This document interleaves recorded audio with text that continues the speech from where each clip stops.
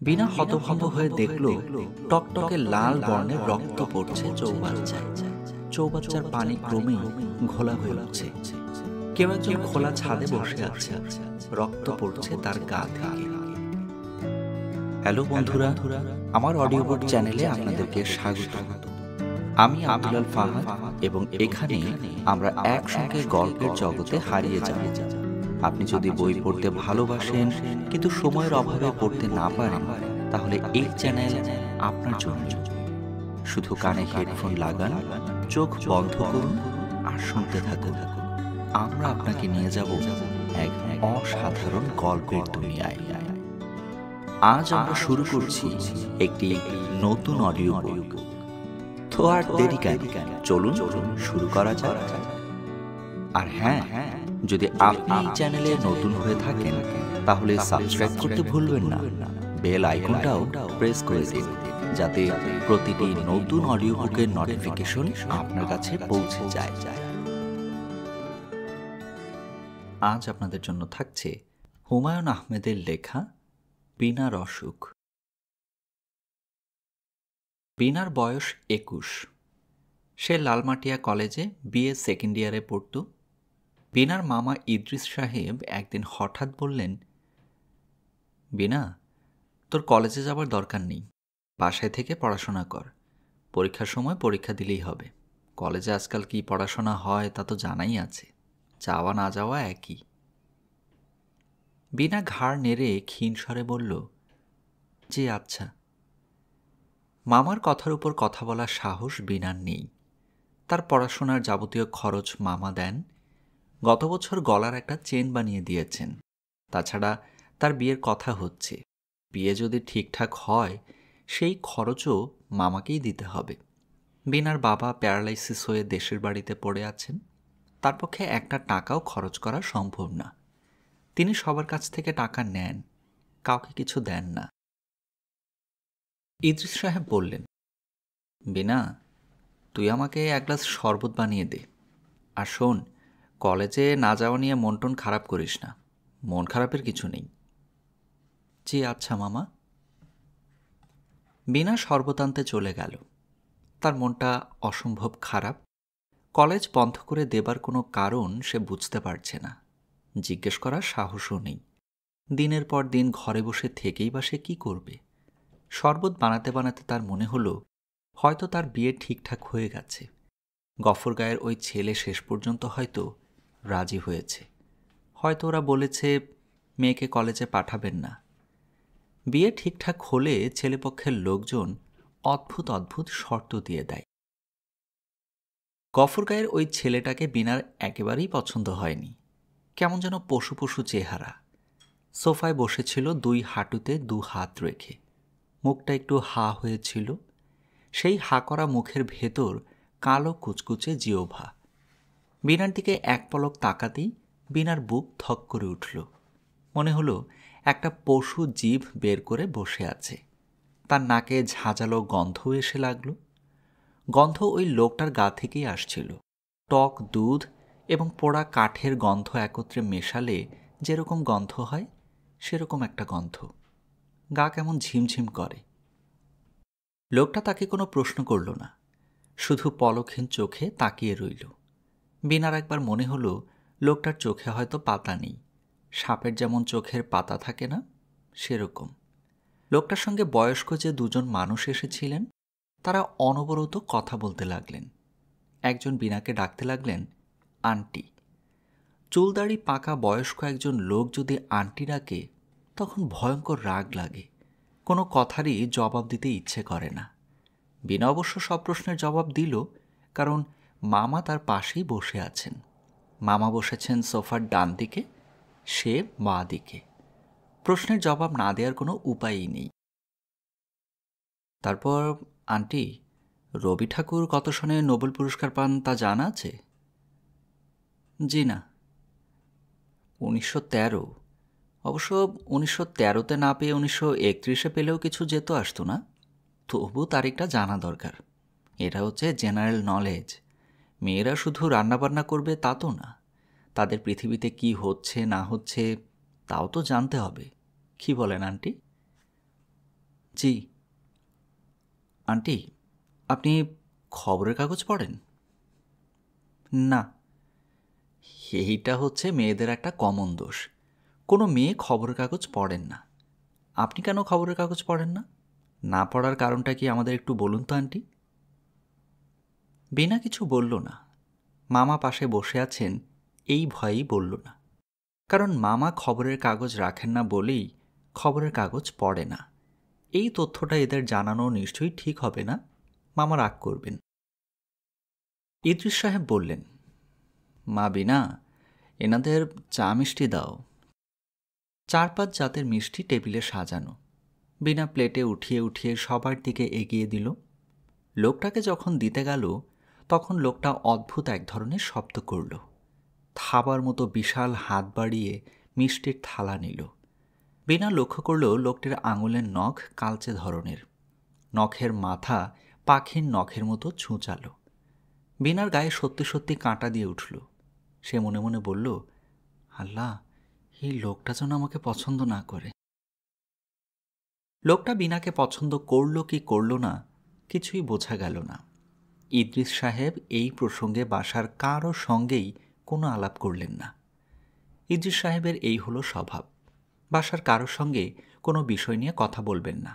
নিজে যা ভালো বুঝবেন তাই করবেন। এই যে তিনি আজ বিনার কলেজে যাওয়া বন্ধ করলেন, এর কারণ তিনি কাউকে বলবেন না। ইদ্রিস সাহেবের জীবনের মূল মন্ত্র হচ্ছে নারী জাতির সঙ্গে কোনো বিষয় নিয়ে আলাপ না করা। নারী জাতির সঙ্গে গুরুত্বপূর্ণ বিষয় নিয়ে আলোচনার ফল এটাই, সময় নষ্ট।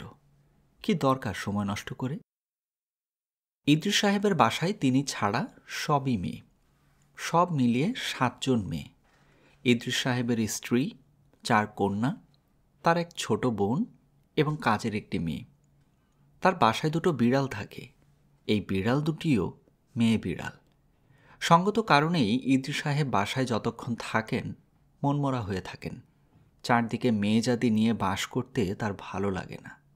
তিনি তার ব্যবসা, তার পরিকল্পনা কিছুই কাউকে বলেন না।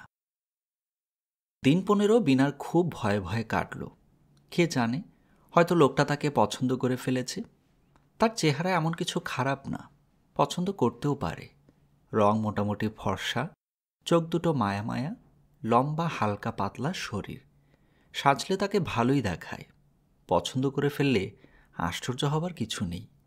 বিনা বেশ কয়েকবার লজ্জার মাথা খেয়ে তার মামিকে জিজ্ঞেস করেছে, মামি, মামাকে কিছু বলেছে? বিনার মামি হাসিনা পৃথিবীর সরলতম মহিলা। অতি সহজ কথাও তিনি বুঝেন না। একটু ঘুরিয়ে কিছু জিজ্ঞেস করলে এমনভাবে তাকান যে মনে হয় অথই জলে পড়েছেন। বিনার সহজ প্রশ্নের উত্তরে তিনি বললেন, কিসের কথা রে? ওই যে শুক্রবারে যে আসলো। কে আসলো শুক্রবারে? 3 জন লোক আসলো না? 3 জন লোক আবার কখন আসলো? বিয়ের আলাপ নিয়ে আসলো না? ও আচ্ছা, মনে পড়েছে।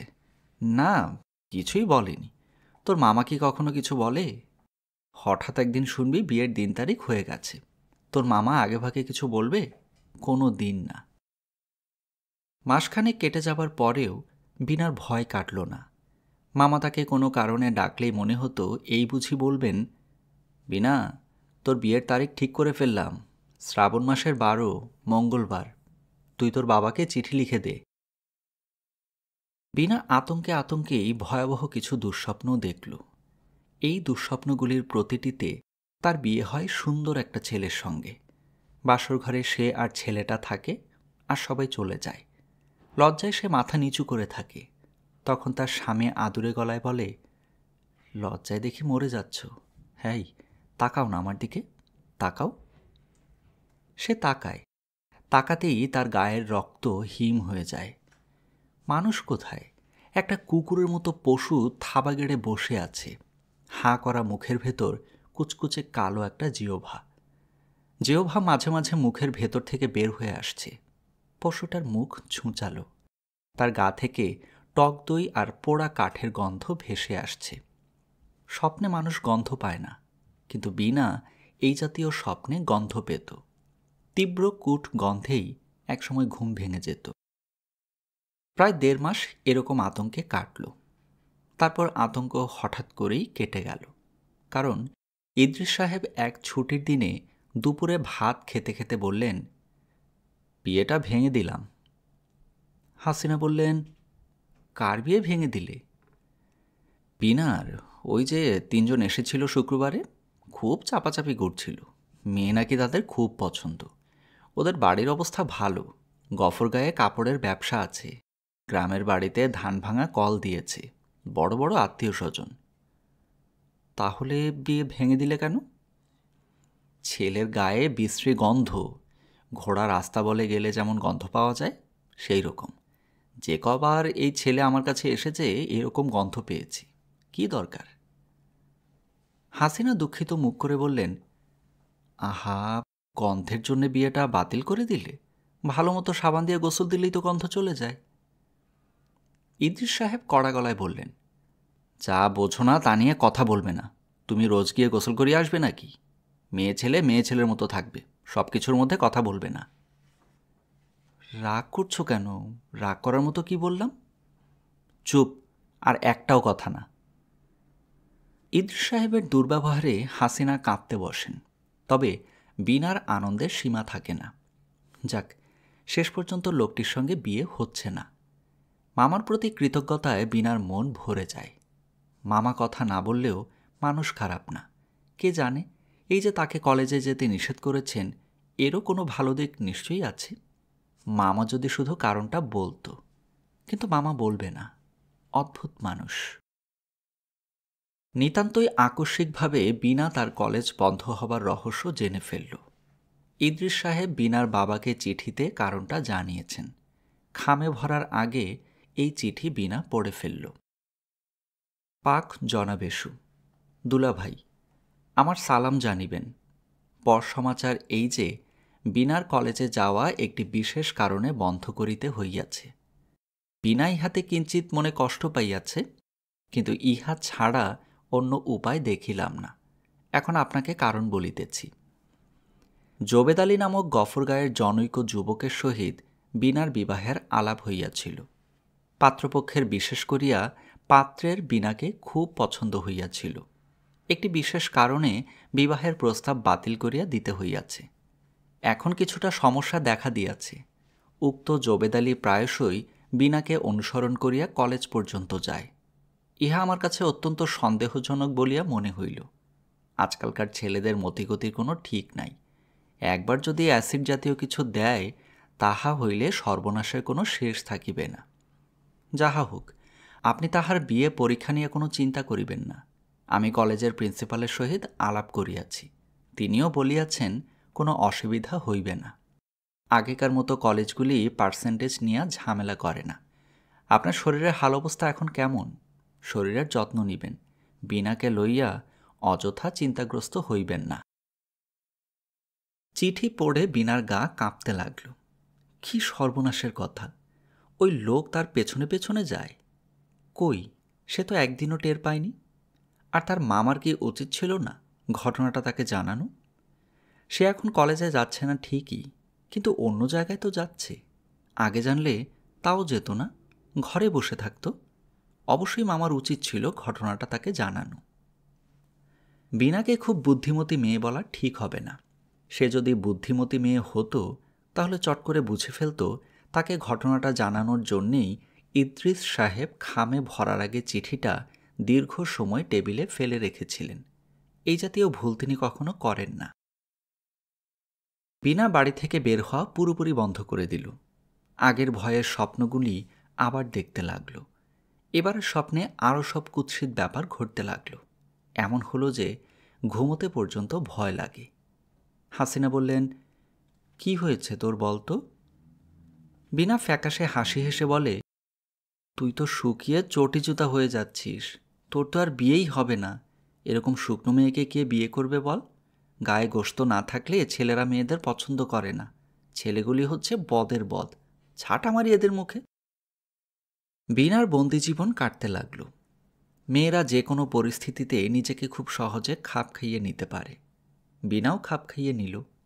সারাদিন 3 কামরার ঘরেই সময় কাটে। বাইরের বারান্দায় ভুলেও যায় না। বাইরের বারান্দায় দাঁড়ালে রাস্তার অনেকটা চোখে পড়ে। তার ভয় বারান্দায় দাঁড়ালে যদি লোকটাকে দেখে ফেলে। এত সাবধানতার পরও একদিন দেখা হয়ে গেল। বারান্দায় কাপড় শুকাতে দেয়া হয়েছে। হাসিনা বললেন, বৃষ্টি এসেছে, কাপড়গুলি নিয়ে আয় তো বিনা।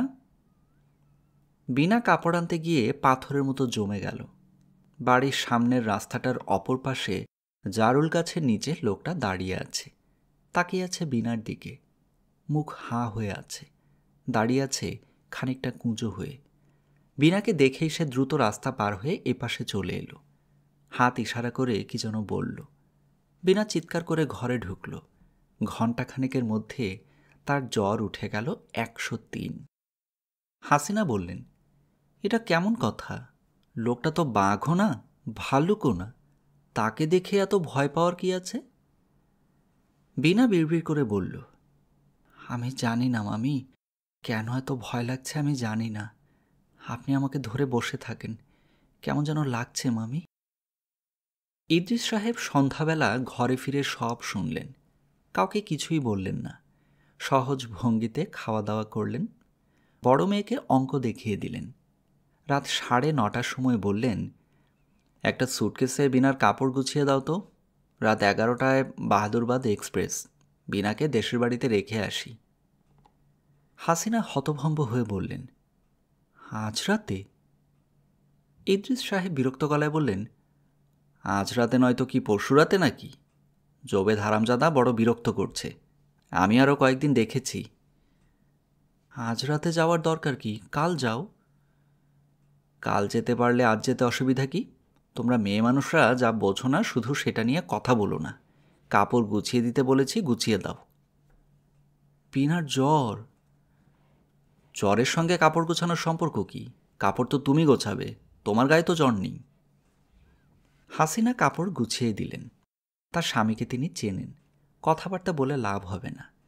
বিনা 102.5 জ্বর নিয়ে বাহাদুরাবাদ এক্সপ্রেসে উঠল।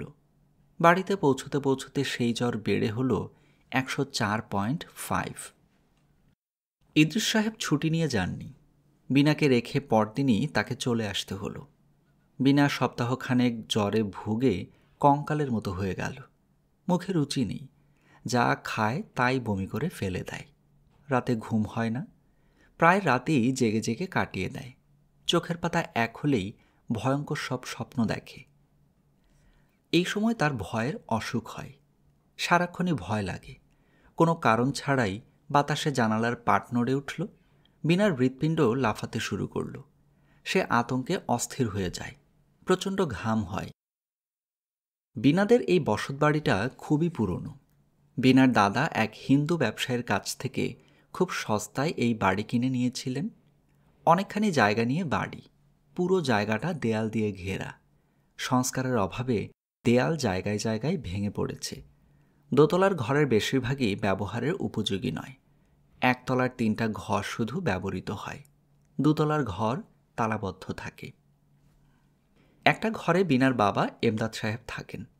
প্যারালাইসিসের কারণে এই ঘর থেকে বের হবার তার কোনো উপায় নেই। অন্য একটা ঘরে বিনা এবং বিনার দুঃসম্পর্কের মামি মরিয়ম থাকেন। ঘরের কাজকর্ম করার জন্যে বাতাসী নামের কম বয়সী একটা মেয়ে থাকে। তার চোখে অসুখ আছে, রাতে সে কিছুই দেখে না। বাড়িতে মানুষ বলতে এই 4টি প্রাণী। সন্ধ্যার পর থেকেই বিনার ভয় ভয় করে। দোতলার বারান্দায় কিসের যেন শব্দ হয়, মনে হয় খড়ম পড়ে কেউ যেন হাঁটে। বিনা জানে ইঁদুর শব্দ করছে, তবু তার ভয় কাটে না। দুর্বল নার্ভের কারণেই হয়তো আতঙ্কে তার শরীর কাঁপতে থাকে। সে ফিসফিস করে বলে, কিসের শব্দ মামি? মামি ঘরের কাজ করতে করতে নির্বিকার গলায় বলেন, জানি না, মনে হয় ইঁদুরের শব্দ, তাই না মামি? হইতেও পারে। অন্য কিছু কি? সন্ধ্যাবেলায় এরার নাম নেওন নাই মা, খারাপ বাতাস হইতে পারে। খারাপ বাতাস? কতদিনের পুরনো বাড়ি, উপরের ঘরগুলান খালি পইরা থাকে, কেউ বাত্তি দেয় না। ঘরে বাত্তি না দিলে খারাপ বাতাসের আনাগোনা হয়। বাতি দেয় না কেন? বাতি দিলেই তো হয়। কাল থেকে রোজ সন্ধ্যায় বাতি দিবেন মামি। আচ্ছা দিমুনি, অহন ঘুমাও। বিনা শুয়ে থাকে, ঘুম আসে না। রাত যতই বাড়তে থাকে দোতলার শব্দ ততই বাড়তে থাকে। সেই সঙ্গে যুক্ত হয় বিনার বাবার গোঙানি। গভীর রাতে তিনি হাঁটুর ব্যথায় গোঙানির মতো শব্দ করেন। সেই শব্দ বিনার কানে অমানসিক শব্দ বলে মনে হয়, যেন বিনার বাবা নয়, অন্য কেউ শব্দ করছে। সেই অন্য কেউ মানুষগোত্রীয় নয়, এক ধরনের চাপা হাসিও শোনা যায়। বিনাদের স্নানঘর মূল ঘর থেকে অনেকটা দূরে। স্নানঘর বিনার খুব প্রিয়। শ্যাওলা ধরা দেয়াল ঘেরা ছোট্ট চারকোনা একটা জায়গা, ভেতরে চৌবাচ্চা আছে। স্নানঘরের ছাদটা ছিল টিনের। গত আশ্বিন মাসের ঝড়ে টিনের ছাদ উড়ে গেছে। সেই ছাদ আর ঠিক করা হয়নি। গোসলের সময় মাথার উপর থাকে খোলা আকাশ। ঠিক দুপুরবেলায় সূর্যের ছায়া পড়ে চৌবাচ্চার পানিতে। মগ ডুবালেই চৌবাচ্চা থেকে আলো ঠিকরে পড়ে চারদিকে সবুজ দেয়ালে। বিনার বড় ভালো লাগে। দুপুরবেলা বিনার অনেকখানি সময় এই গোসলখানায় কেটে যায়। রোজই মনে হয় গ্রামের বাড়িতে এসে ভালোই হয়েছে। রাতের তীব্র আতঙ্কের কথা তখন আর মনে থাকে না। এক দুপুরবেলায় এই গোসলখানাতেই অস্বাভাবিক একটা ব্যাপার ঘটল। বিনা গোসল করছে। চারদিক শুনশান নীরবতা। ঘন নীল আকাশের ছায়া পড়েছে চৌবাচ্চায়। বিনার চমৎকার লাগছে। শরীরটা আগের মতো দুর্বল লাগছে না। সে আপন মনে খানিকক্ষণ গুনগুন করল। বিনা মাথায় পানি ঢালল, ঠান্ডা পানি। শরীর কেঁপে উঠল। আর তখনই সে অদ্ভুত একটা গন্ধ পেল। অদ্ভুত হলেও গন্ধ চেনা। এই গন্ধ সে আগেও পেয়েছে। বিনা আতঙ্কে অভিভূত হয়ে পড়ল। নির্জন গোসলখানায় এই গন্ধ এলো কোত্থেকে? পোড়া কাঠকয়লার সঙ্গে মেশা নষ্ট দুধের মিশ্র গন্ধ। বিনা মগ ছুঁড়ে ফেলে গোসলখানার দরজায় আছড়ে পড়ল। দরজা খুলে দৌড়ে পালিয়ে যেতে হবে। আর এক মুহূর্ত এখানে থাকা যাবে না, এক মুহূর্তও না। আশ্চর্যের ব্যাপার, বিনা দরজা খুলতে পারল না। ছিটকিনি নামানো হয়েছে। বিনা প্রাণপণে দরজায় ধাক্কা দিচ্ছে, অথচ দরজা এক চুলও নড়ছে না, যেন কেউ তাকে আটকে ফেলেছে। বিনা চিৎকার করবার চেষ্টা করল, গলা দিয়ে শব্দ বেরুল না। শরীরের সমস্ত শক্তি দিয়ে দরজায় ধাক্কা দিল। দরজা তো নড়লই না, কোনো শব্দ পর্যন্ত হলো না। অথচ ঘরে অন্য একরকম শব্দ হচ্ছে, যেন কি একটা পড়ছে চৌবাচ্চায়। টুপটাপ শব্দ, বৃষ্টির ফোঁটার মতো। কি পড়ছে? কিসের শব্দ হচ্ছে? বিনা হতভম্ব হয়ে দেখল টকটকে লাল বর্ণের রক্ত পড়ছে চৌবাচ্চায়। চৌবাচ্চার পানি ক্রমেই ঘোলা হয়ে উঠছে। কেউ একজন খোলা ছাদে বসে আছে, রক্ত পড়ছে তার গা থেকে। বিনা সেই দৃশ্য দেখতে চায় না। সে কিছুতেই উপরের দিকে তাকাবে না। সে জানে উপরের দিকে তাকালেই ভয়ঙ্কর কিছু দেখবে, এমন ভয়ঙ্কর কিছু যা ব্যাখ্যার অতীত, অভিজ্ঞতার অতীত। ভারী শ্লেষ্মা জড়িত স্বরে কেউ একজন খোলা ছাদে বসে আছে, রক্ত পড়ছে তার গা থেকে। ডাকল, বিনা, ও বিনা। শব্দ উপর থেকে আসছে। কেউ একজন বসে আছে গোসলখানার দেয়ালে। যে বসে আছে তাকে বিনা চেনে, না দেখেও বিনা বলতে পারছে কে বসে আছে। ও বিনা, বিনা। বিনা তাকালো। হ্যাঁ, ওই লোকটি বসে আছে। তবে লোকটির মুখ পশুর মতো নয়, মায়ামাখা একটি মুখ। বড় বড় চোখ দুটি বিষণ্ণ ও কালো। লোকটি পা ঝুলিয়ে বসে আছে। পা দুটি অস্বাভাবিক, থ্যাতলানো। চাপ চাপ রক্ত সেই থ্যাতলানো পা বেয়ে চৌবাচ্চার জলে পড়ছে। লোকটি ভারী শ্লেষ্মাজড়িত স্বরে ডাকল, বিনা, ও বিনা। বিনা জ্ঞান হারালো। তার জ্ঞান ফিরল তৃতীয় দিনে জামালপুর সদর হাসপাতালে। চোখ মেলে দেখল আরও অনেকের সঙ্গে বিছানার পাশে ইদ্রিস সাহেব বসে আছেন। তাকে টেলিগ্রাম করে আনানো হয়েছে। ইদ্রিস সাহেব গভীর মমতার সঙ্গে বললেন, কি হয়েছে রে মা? বিনা ফোঁপাতে ফোঁপাতে বলল, ভয় পেয়েছি মামা। ইদ্রিস সাহেব বিরক্ত গলায় বললেন, ভয় পাবারই কথা। ওই জংলা বাড়িতে আমি নিজেই ভয় পাই, আর তুই পাবি না? এখানে থাকার দরকার নেই, চল আমার সঙ্গে ঢাকায়। ঢাকায় গিয়ে আবার কলেজে যাওয়া আসা শুরু কর। ওই ছেলে আর তোকে বিরক্ত করবে না, বেচারা ট্রাক অ্যাক্সিডেন্টে মারা গেছে। বিনা চোখ বন্ধ করে ফেলল। ইদ্রিস সাহেব নিজের মনেই বললেন, পায়ের উপর দিয়ে ট্রাক চলে গেছিল, দুটা পাই ছাতু হয়ে গেছে। হাসপাতালে নেয়ার 18 ঘন্টা পরে মারা গেছে। খবর পেয়ে দেখতে গিয়েছিলাম, না গেলে অভদ্রতা হয়। ইদ্রিস সাহেব খানিকক্ষণ চুপ করে থেকে বললেন, ছেলেটা খারাপ ছিল না বুঝলি, খামোখাই আজে বাজে সন্দেহ করেছি। অতি ভদ্র ছেলে, তোর কথা জিজ্ঞেস করল, বেশ কয়েকবার জিজ্ঞেস করল।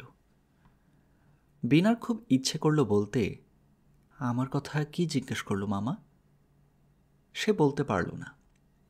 ইদ্রিস সাহেব বললেন, ছেলেটার অ্যাক্সিডেন্টের খবর তার অঞ্চলে পৌঁছামাত্র সেখানকার সব লোক এসে উপস্থিত।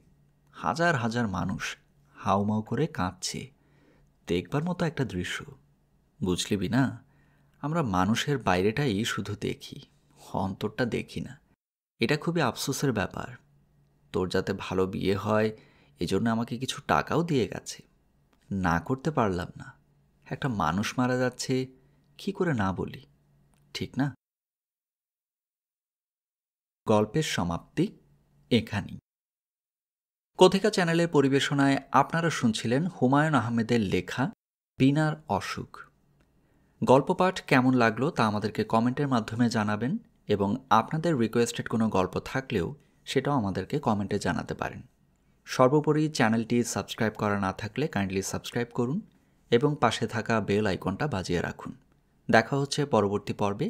সেই পর্যন্ত সবাই ভালো থাকুন।